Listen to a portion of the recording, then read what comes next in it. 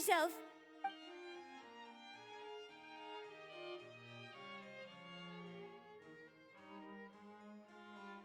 Like I said, I've already explained everything. And yet the problem has not been properly solved. There is little space for excuses between us. It is not my intention to offend you, but please, tell me where you stand. You are the Hydro Archon Focalor, are you not? Look at this. This is a list of the victims from the recent Poisson incident.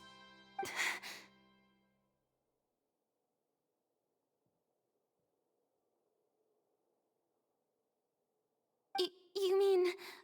they're all... We did not arrive in time to avert this disaster, and I will not have it happen again. I will say this once more. You must tell me everything you know. Yesterday, I found 3 stone slates in some ancient ruins near Poisson. Do you know anything about those? Seriously? You're questioning me like this is a court case now. I don't know anything about that. But you found them in some ancient ruins, you say? That's correct, which is why I came to ask you some questions. There should have been 4 slates, but one of them was missing.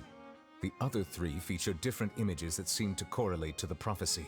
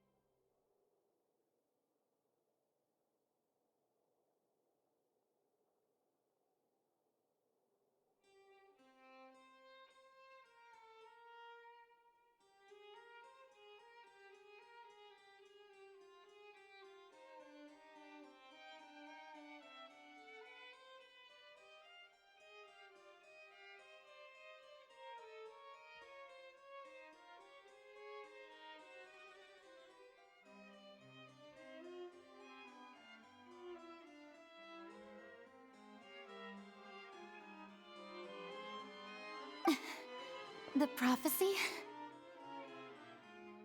The second of these slates depicts the previous Hydro Archon Egeria kneeling before a floating island in the sky, as if confessing something. Do you know nothing of this either? I don't. I've never seen such slates. I'll ask you again. Do you really have no information regarding the previous Archon? My deciphering of the slates indicates that the Hydro Archon Egeria once had to confess to, or apologize for, a certain sin. If anyone would know about it, it should be you. All gods don't have the same secrets, you know. She was herself and I'm me. Is it really so strange that I know nothing? I understand your concerns, but I'm sorry. I just don't have anything to tell you. Forgive me for saying this now, Lady Farina, but I have long known of your various secret investigations into certain matters. There are several indications that you have been investigating the prophecy on the sly. This is not strange in itself, considering that you are the Hydro Archon. But it is strange that you should also claim to not know any of Egeria's secrets, as well as do nothing following your inquiries. You have never been as superficial as you have presented yourself to be, nor are you a fool. And yet, your behavior is very inconsistent.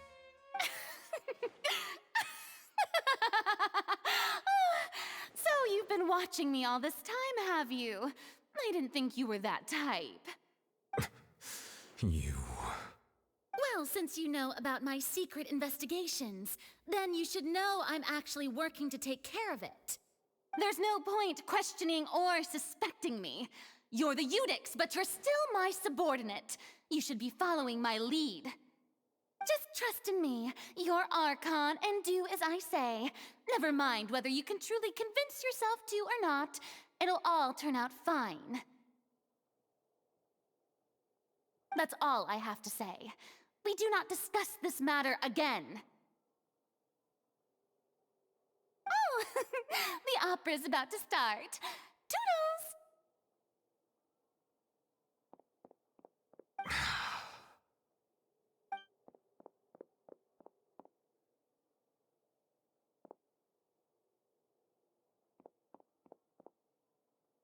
Did Farina not notice us standing by the door? Wonder what's up with her.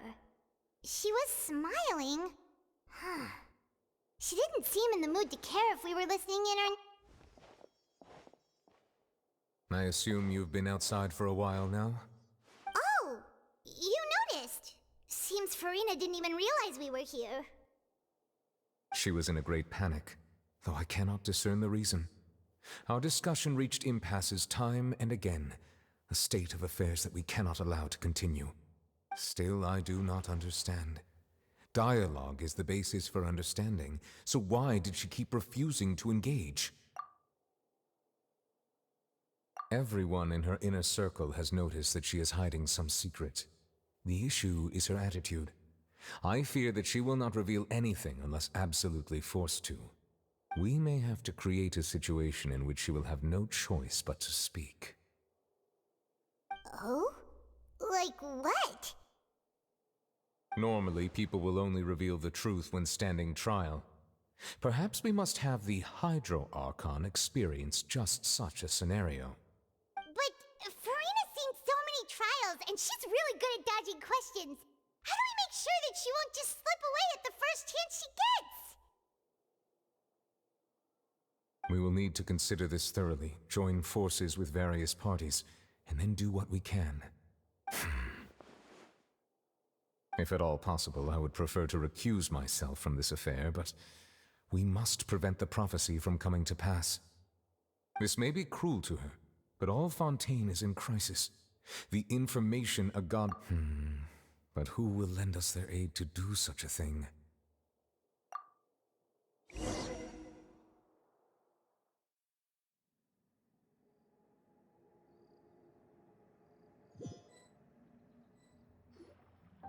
Well, that's everyone, huh? Speaking of which, it was pretty smart of you to think of hiding here. Poisson was just involved in a disaster, so it's presently devoid of people. That naturally makes it the best choice. And here you are drinking tea like it's the most natural thing in the world, huh? That's what families should do. Sit and enjoy a leisurely time together. It's nice to enjoy tea here, you know? Care for a cup? Lend me your ears, everyone. Or perhaps one of you might like to start us off. How about you, friend? Me? No, I don't think I can. Then, how about you, good sir? I fear that I will cause the mood on this boat to become as somber as it is in court. Well then, I guess we're lucky we've got a local like me to organize things. Wonderful, the spotlight at last. I guess I'll be facilitating things from here. That was a little long-winded, don't you think? Oh, you might be right. Anyway, to cut to the chase, our friend here, the Traveler, has brought us together to discuss something. As for what that is, well, let's start by saying that we'll be pooling our efforts together to create a series of traps. Oh, how intriguing. Well, it's just an expression, really. One that I just learned from Chlorand, and used on the spot. So, let's invite her to explain in detail. A round of applause, please.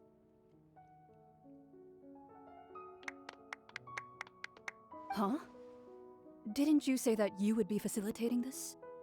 Oh, come now. Your work doesn't involve much public speaking, right? This is a good chance to practice. You might even pick up some fancy oratory tricks to impress your boss with in the future. I see. And what does my boss say? He is glad that you consider him your boss. Do go on.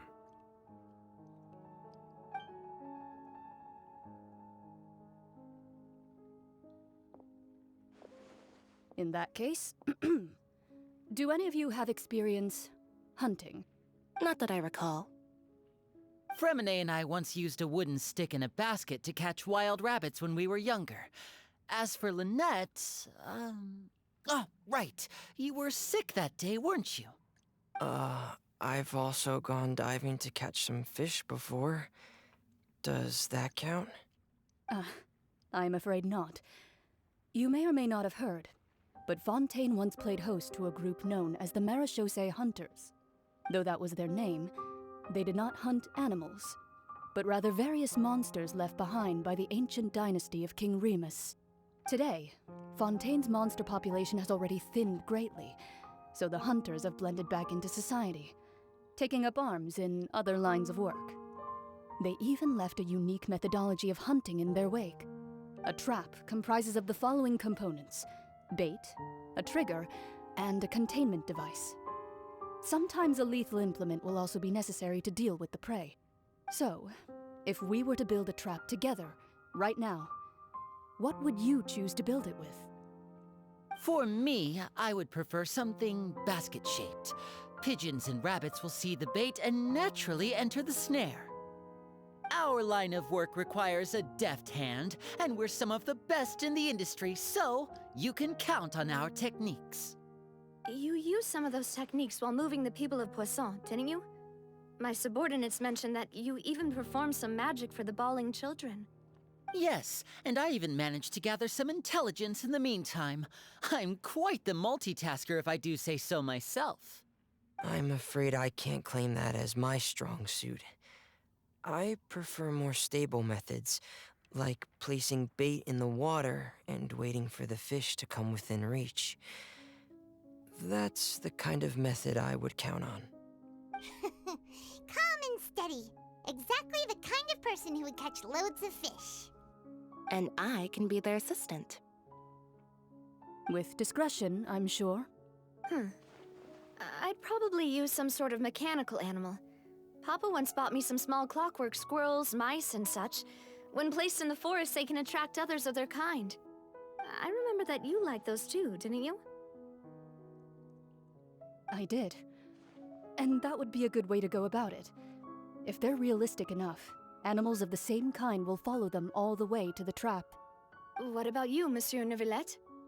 I fear I do not have any related experience. That makes sense. You usually solve problems directly, without the use of any such tricks. But I do have one more question for you, Monsieur. If we were to create a trap now, how would you design it? I would like for it to be effective, but bring no harm to the prey. A more gentle trap would be ideal. Kind, as always. However, our intention doesn't necessarily change the containment device and the type of implement we need. If we wanted to kill the prey in one strike, we would need a powerful implement. However, that also goes for prey that must be captured and safely contained. Wait, why's that? Only a hunter who's a true expert at subduing their prey can snare it without harming it. The line that divides life and death is often exceedingly thin. So are we going hunting together? Huh. We hadn't thought of seeing ourselves as hunters. It kinda works, but maybe it's still not the best metaphor. If our means of capturing and dealing with our prey is to put them on trial, then the hunting metaphor is actually quite accurate. But we shall require much more courage than any... Oh, so that's what's going on. Sounds very interesting.